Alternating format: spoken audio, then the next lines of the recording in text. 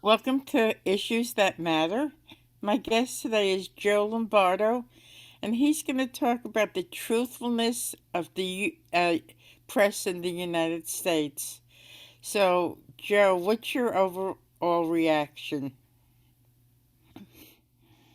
Well, we're getting a very one-sided picture from the United States. And the more and more that you look into it, um, scratching a little bit below the surface, you find out that it's almost totally untrue. There's no truth to what we're hearing on the U.S. media. But the other side of that is they have censored all other voices that give a different picture. So news channels like RT, which is Russia Today, or Mm-hmm. Sputnik, or Press TV, or other news media that give a different perspective are censored. And not just are they censored, but those of us that push a different perspective on social media are censored. Many people I know of have been censored. And all of us who are trying to give an alternative position have to be very careful of what we post on Facebook or Twitter or Instagram or YouTube. I mean, even major acclaimed movies like Oliver Stone's movies on Ukraine have been taken off of YouTube. They don't want people to hear any other view. And not only do they censor other views, they claim that what they are saying is the truth, that they are censoring these other views because they are not the truth. And then they claim the other side, that Russia is censoring the Western perspective. So I think we're getting a one-sided view in this country. And I've been around and active in anti-war issues for many years. I've never seen it as bad as it is today. And why do you think that is? Well, I think the United States is in trouble, to tell you the truth. And the news media and the State Department have to spin the media and spin the truth in order to avoid the worst aspects of this. Um, Russia has said to the United States over many years, and the United States has made pledges to Russia that they would not move NATO closer to the Russian border to the west of Germany. This was a pledge that was made by our State Department to Russian leaders in 1990. And we've gone back on it. 14 of those countries that were former Warsaw Pact countries or parts of the Soviet Union are now part of NATO. And on in these countries, right on the border of Russia, they've been holding war games, aggressive war games. And it's interesting if you follow the news over the past couple of years, whenever they do a war game right on the border of Russia, and then Russia moves its own troops up to that border to protect that these so-called war games are not going to cross the Russian border. Um, they say this is an aggressive move on the part of Russia. This is a fantasy.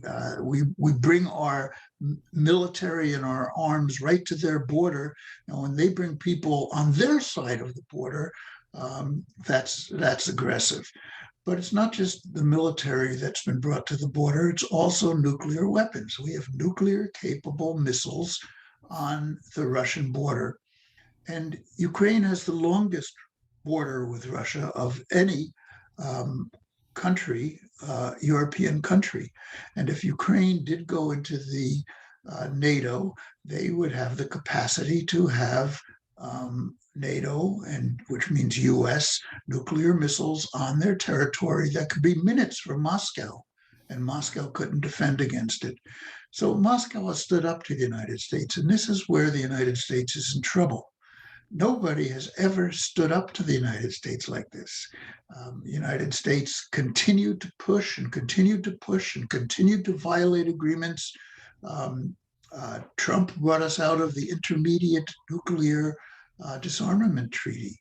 which meant that we were not going to abide anymore by that treaty, just like he brought us out of the nuclear treaty with Iran. So it meant that we could have these intermediate missiles right on the border and threaten Russia in this way. And they were unwilling to be threatened that way. So they set some red lines and they said, if you cross these red lines, we will have to enforce our own security. And so they've done what they call special operations in Ukraine. And it appears very clearly that they're meeting all their goals. So we hear them lie to the fact that they've been defeated all over the place in Ukraine, but they haven't. No place, absolutely none have they been defeated. The first thing they did was they bombed the Ukrainian Air Force and took it out and bombed other Ukrainian military bases. But then they moved into the eastern and southern parts of Ukraine, which are the Russian speaking and Russian ethnic places that have been attacked by right-wing forces from the Ukraine for years, bombed, shelled, attacked, beaten in the streets. And they took over those areas to defend those populations and to make a buffer zone. So whatever Ukraine will do, this will be a buffer zone. But other of their demands are Ukraine must remain neutral and must stay out of NATO. And they're accomplishing those goals. Just today, we heard Zelensky say he's willing to say that Ukraine will remain neutral. So I think their goals are being accomplished. We just don't hear it in this thing. But the other point about Russia standing up to the United States is it's making blocks with China and the Eurasian populations. And these are economic blocks. And these are really threatening the United States' economic hegemony as well as the United States military hegemony. And the United States is having a very hard time with that. So if the Russians are doing pretty well, I can't say doing pretty well. This is an awful situation. If they're accomplishing what they want to accomplish, then the West, meaning the United States and NATO, is not going to say, okay, you win. We're going to keep on agitating and agitating. And I believe this could lead to further conflict. What do you think? Well, it could. We're prodding Russia. We are agitating. We're prodding China. You know, you have to realize China has 1/4 of the world's population. It is 4 times the size of the United States in population. It is a gigantic market. In fact, it's Europe's biggest market. And that's part of what the US wanted to end. It wanted to get sanctions against Russia, and it wanted to get US fuel to replace Russian fuel, and it wants to put sanctions against China, and it wants to ensure that US products are bought in Russia, not Chinese products. But there are differences in China. We always say that we're united and so forth, but it's clear that there are differences. You know, when Ukraine was attacking the Russian populations in Donbass and the independent areas of Donbass and shelling them, there was an agreement that was made called the Minsk Accords. And the United States wasn't involved in those negotiations. It was Russia, Ukraine, the 2 independent areas in the eastern Ukraine that didn't go along with the US sponsored coup in 2014, and France and Germany. There's a difference within NATO between the old NATO countries like France and Germany that are being abused by the United States right now, and some of the newer countries with more right-wing governments like Poland. And I think that that's causing stresses and strains even in the NATO alliance that we say is standing so solid. And I think that that is a problem. But I think the United States will continue to push, and it could lead to other conflict. But if Russia did not do what it did right now, we would have brought missiles right up to the border. There would have been greater possibility of nuclear war. We would have not stopped the fascists in. They would have not stopped the fascists in Ukraine. that would have continued to agitate and bomb the Russian populations. And these fascists are in the military. If they got their hands on some of these nuclear weapons that NATO would have brought in there, they would be very happy to shoot them at Russia. They hate Russia. They want to see Russia and all Russians destroyed. So I don't think it would have ended the conflict. It might have just ended the conflict immediately, but the basis for this conflict would still be there. I believe at the end of this war, the basis of the conflict in Ukraine, not the rest of the world, will perhaps be lowered. And but the United States is still pushing against China, and there will always be war as long as the United States is so much dependent economically on the military industrial complex in this country, wants to sell weapons, as long as the United States has troops in about 172 countries and has 20 times the number of foreign military bases as all other countries, we are a military bastion. And as long as that exists, there will be conflicts all around the world, as there has been. The United States has been in one war after the next. This war is bigger because it's with a nuclear power. Um, Afghanistan, a very weak country with no big weapons at all, a very poor country, after 20 years defeated the United States. Now we're going up against Russia. It's not a very bright move. So, have you spoken to Ukrainians in this country? I know there's a population of Ukrainians in Cohoes. So, if you've spoken to Ukrainians that live in New York, what do they tell you? Well, it depends. I have a friend in New York who's Ukrainian going to graduate school here. Her mother is actually the mayor of a small town outside of Lugansk Hmm. in Donbass and is very favorable to Russia and herself is Russian. She actually accompanied me on one of the trips. This woman from New York, whose mother is the mayor, um, she accompanied me on one of the trips I took to Russia to be an interpreter. And she has a position very much like my own. But the majority of the Ukrainian population in the United States probably has a very different a different position. You know, there were three waves in the last 100 years of Ukrainians coming to the United States. The first one was in 1922, when Ukraine became part of the Soviet Union, and a lot of right wing Ukrainians that didn't want to be part of the Soviet Union left at that point, and a number came to the United States. Um, During World War II, there were some very right wing, fascist minded Ukrainians um, around an organization called the Organization of Ukrainian Nationalists. One of its central leaders was a well known Nazi collaborator named Stepan Bandera. And uh, they aided the Nazis when they attacked Ukraine, which was part of the Soviet Union at that point. And they aided them in killing hundreds of thousands of Jews. They massacred hundreds of thousands of Jews, the Nazis and their Ukrainian collaborators in Ukraine. But when Germany was defeated and Russia came back in and drove the Nazis out, and some very heroic battles were fought by the Ukrainians against the Nazis then in Odessa and many other cities. But when they lost, a lot of these right wing Ukrainians left, and a lot came to the United States. And one of the key collaborators of the Ukrainians that came to the United States, Nazi collaborators after the war, actually bought some property right south of us in Ellenville, New York, about an hour south of Albany. Hmm. And they have a camp there. And if you go to that camp, you will see the statues of the people that they call the heroes of Ukraine. Stepan Bandera was made a hero of the Ukraine, the Nazi collaborator who hated Jews and hated Poles and tried to massacre them.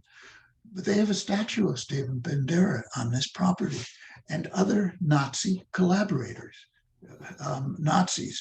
Every year they hold Heroes Day there, and Ukrainians from around the country come in and they wear the uniforms of this organization of Ukrainian nationalists, the group that collaborated with the Nazis.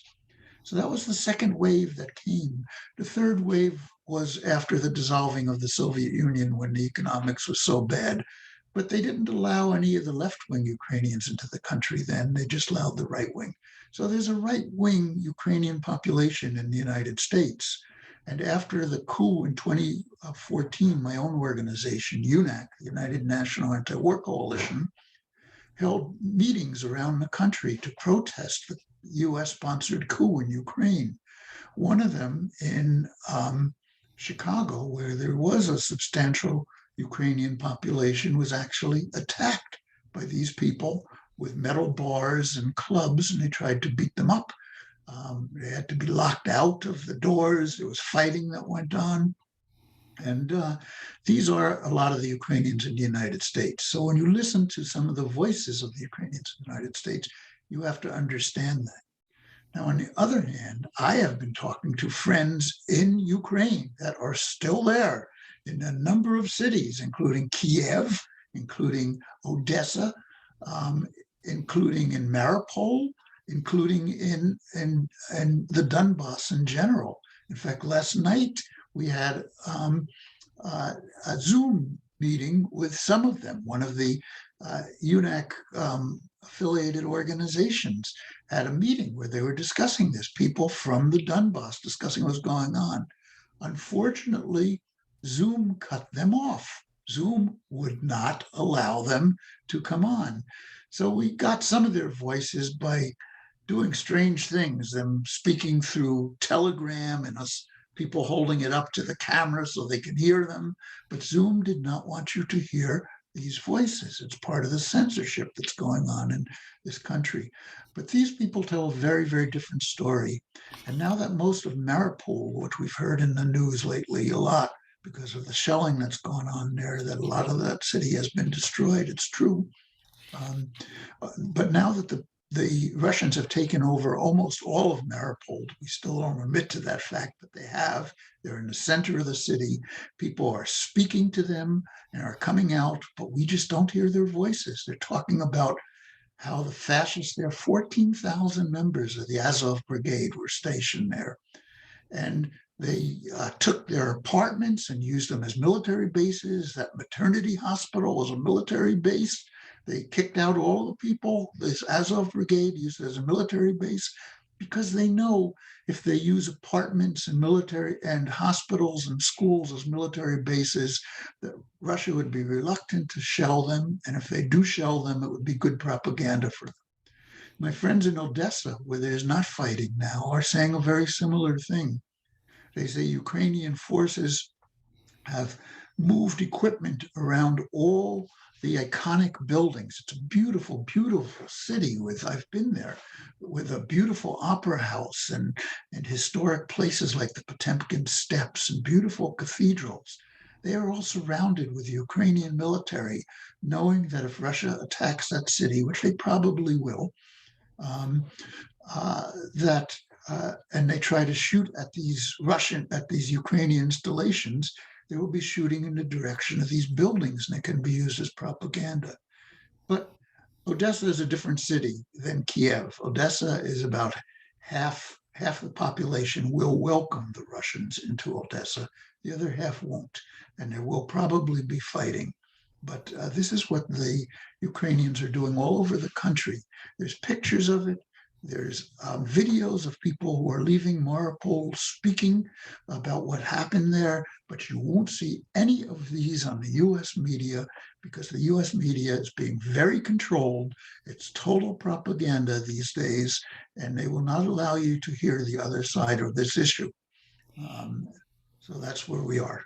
So when you put on MSNBC and if you put on Rachel Maddow at 9 o'clock, she makes a truckload of money. I think she makes like $30 million a year.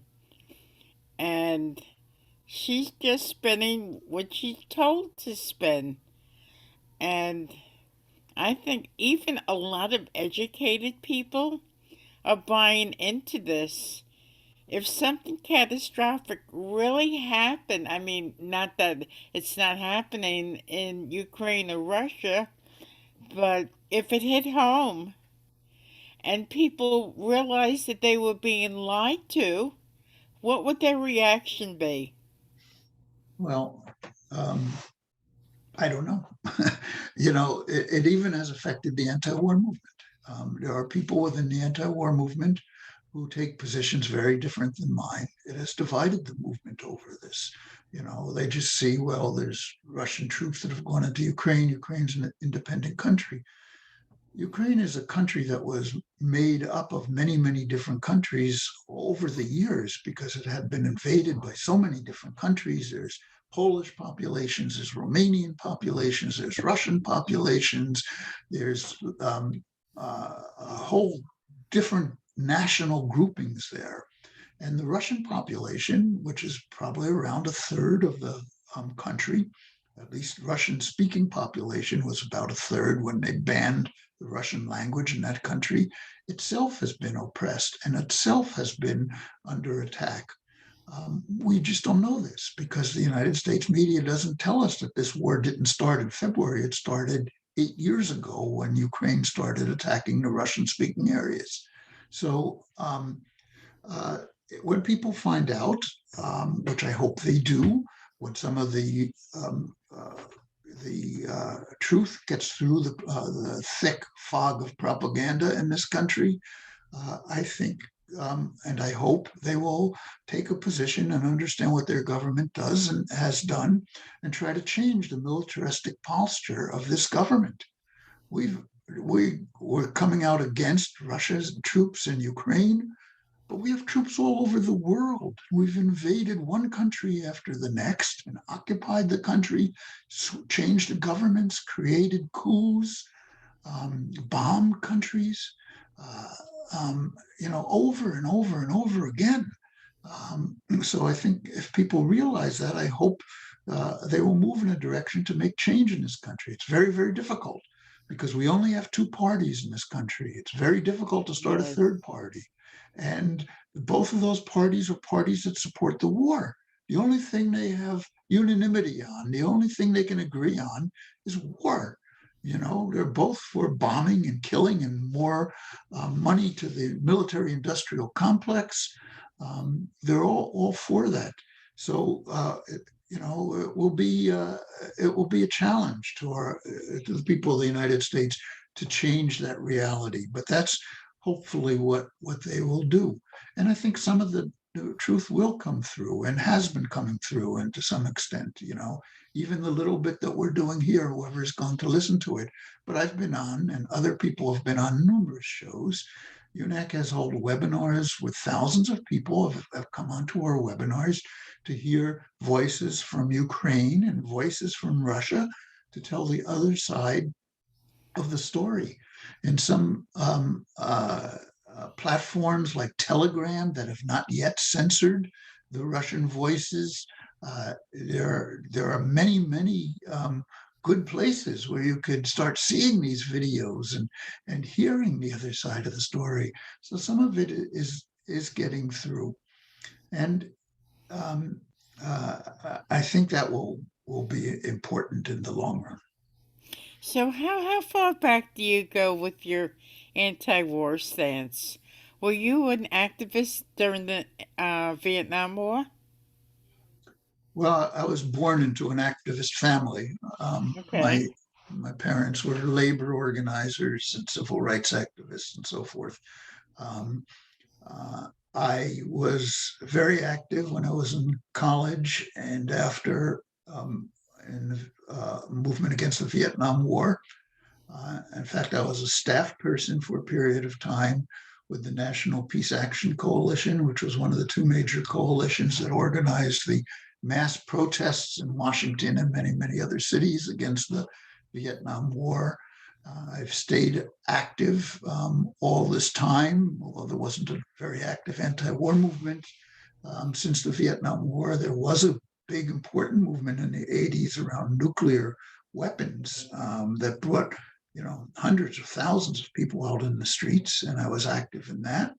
But I've become more active since the Iraq and Afghanistan wars and all the other wars in Libya and Syria and Yemen and everywhere else the U.S. is going into ever since. And at one point, we held a national conference here in Albany, which was hosted by the local group I'm active with, which is Bethlehem Neighbors for Peace. Mhm. And out of that was formed UNAC, and I was asked to be one of the co-coordinators at the time. And now I'm the sole coordinator of UNAC. So when you put the news on and you listen to the commentators, I'm sure they know that what they're telling the American people is not the truth. Do you think that's a correct assumption? Well, yes. About 2 years ago, one of the news broadcasters, the anchors from one of the local Albany TV stations, gave a talk at uh, SUNY Albany. And he was asked a question having to do with climate change. You hear on the news every day of new tornadoes and hurricanes and floods and droughts. It's all due to climate change. And he knew this. I'm sorry, it wasn't the anchor, it was the weatherman on one of the things. And someone asked him the question, well, why don't you say it's climate change? And he said, well, I know it's climate change, but if I said those words in my broadcast, I wouldn't have a job. And every single person on the US media understands that. If they say something favorable about Palestine, they will lose their job. If they say something favorable about Russia, they will lose their job. If they say something favorable about China, they will lose their job. They have to parrot the narrative from the US State Department. And they all know that. Now, in other places, it's different.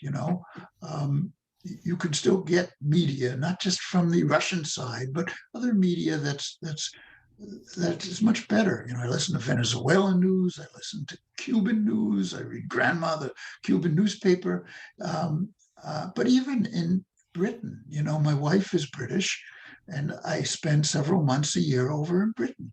And if you hear a weather forecaster in Britain, they will invariably say this is all due to climate change. They just use those words. You No. will never hear it in the United States.